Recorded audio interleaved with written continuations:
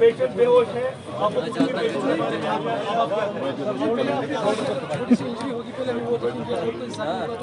मैंने वो नहीं बोला, पहले कंधों को हिलाएंगे सर।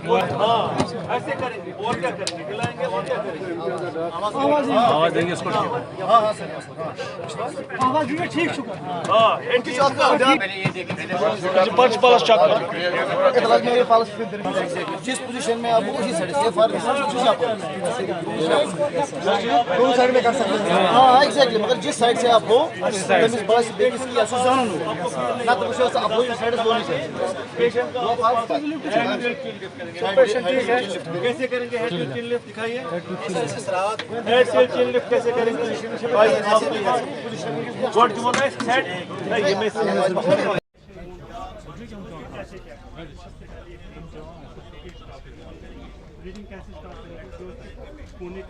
अगर उस खुदा नबर पे वुथ पो यमिस खुदा दिमाग अमिस चोट सर्वाइकल एरिया मज फुटन अमिस फुट खुदा खुदा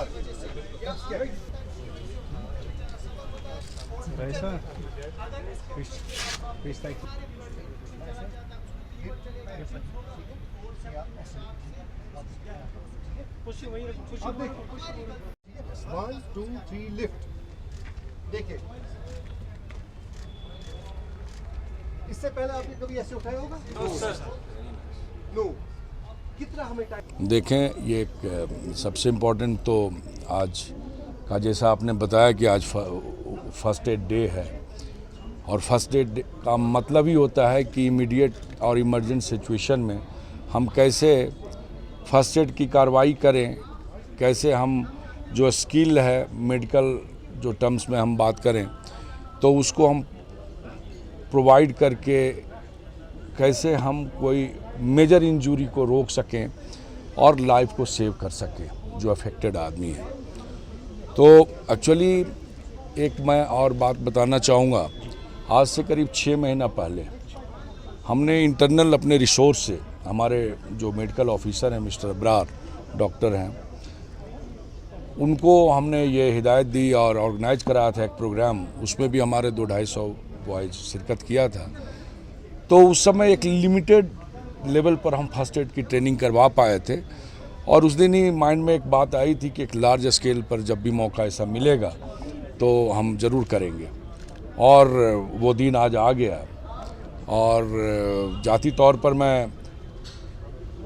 मेरी अपनी एक तजुर्बा भी है, एक पर्सनल एक्सपीरियंस भी है कि फ़र्स्ट एड के प्रॉपर टाइम पर नहीं देने के कारण हमने अपने आँख के सामने बेसिकली खोते हुए देखा है लोगों को। तो आज के इस दिन का इम्पोर्टेंस का हम चाह रहे थे कि मैक्सिमम इस्तेमाल अपने डिपार्टमेंट के लिए कर सकें, और उसी को माइंड में रख के आज ऑर्गेनाइज करा।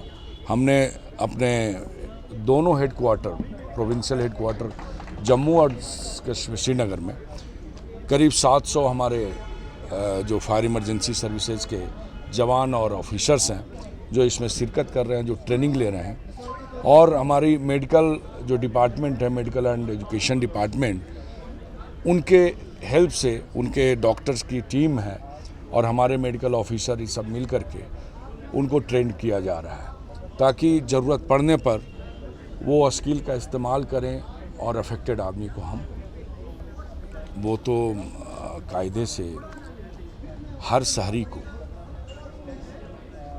आग किसी को पूछ के नहीं लगता। कई बार घटनाएं जाने अनजाने में हमारी गलतियों से लग जाता है, और यदि लोग इसको प्रिवेंटिव तौर पर यदि रखें तो हमें लगता है कि अपने मेजर नुकसान को ये होने से रोक सकते हैं। स्पेशली हम किचन तो करीब करीब सब घरों में हैं, और वहाँ इस्तेमाल होने की एक और चीज़ है, आजकल एक फायरवॉल का कंसेप्ट आया हुआ है कि एक फायरवॉल एक सर्टेन टेम्परेचर के बाद जब इंक्रीज होता है, उसकी अलग अलग रेजिस्टेंस है उसमें। जैसे ही आग लगा और टेम्परेचर इंक्रीज किया, वो फायरवॉल एक्सप्लोड हो जाता है, और उससे इमीडिएट आग यदि लग रही है तो उसको बुझने में भी सहूलियत हो जाती है।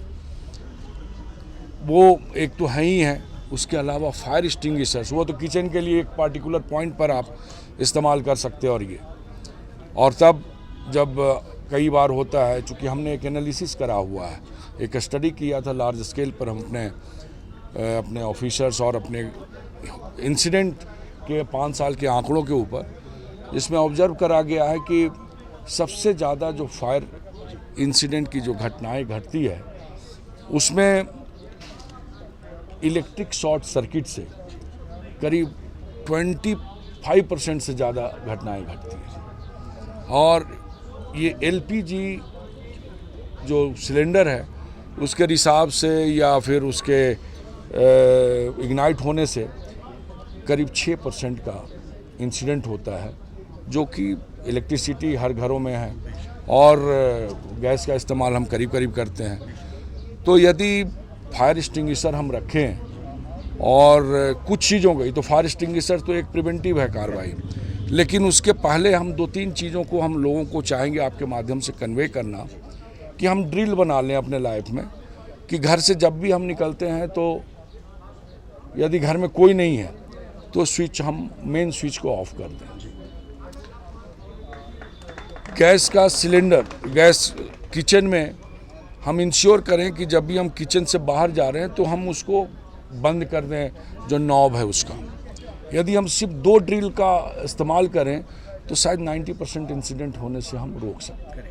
कई बार होता है कि हमने दूध डाल रखा है अपने, तब उसके ऊपर जो चूल्हे के ऊपर सिलेंडर ऑन है, और कई बार होता है दूध अपने उफान से बुझ गया होता है चूल्हा, और हम जाते हैं कोई बच्चे के या कोई और काम के लिए चले गए और भूल जाते हैं और गैस का रिसाव होता रहता है, और फिर जब आते हैं और हम अपना इग्नाइट करने की कोशिश करते हैं तो अचानक आग लग जाता है। तो यदि हम इसको ड्रिल के तौर पर कर दें कि किचन में जब तक है तब तक हम उसके नॉब को हमारे सामने जलता रहेगा, और जब किचन से बाहर जाएं, चाहे हम 1 मिनट के लिए ही जा रहे हैं, कई बार 1 मिनट हो सकता है, लंबा समय भी हो जाए, है। और ना सिर्फ हमारे फोर्सेज के लिए बल्कि हर आवाम के लिए, हर नागरिक को चाहिए कि उनको फर्स्ट एड की जानकारी हो।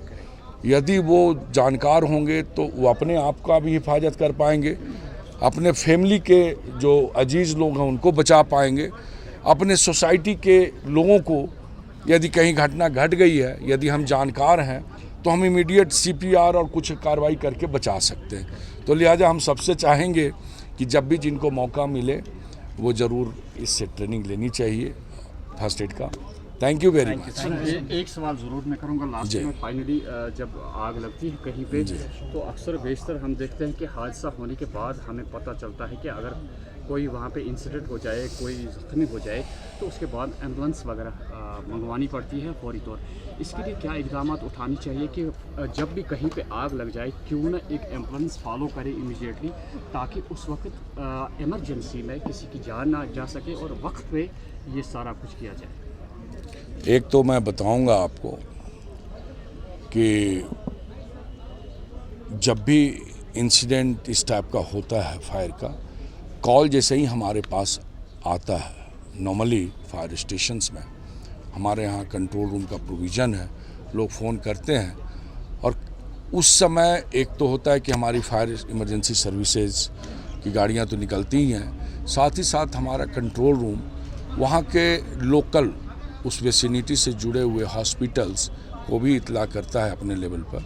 और यदि शहर में है, चूँकि हमारे पास में लिमिटेड रिसोर्स है, जो फायर एम्बुलेंस, हमारे पास भी एम्बुलेंस, यदि शहर में एक साथ कई घटनाएं घटती है तो मुश्किल है, लेकिन हमारी एम्बुलेंस भी इम्पॉर्टेंट जगहों पर, जैसे जगह पर, इम्पॉर्टेंट का मतलब ये कि ग्रेविटी को देख करके मूव करती है। जी, थैंक यू।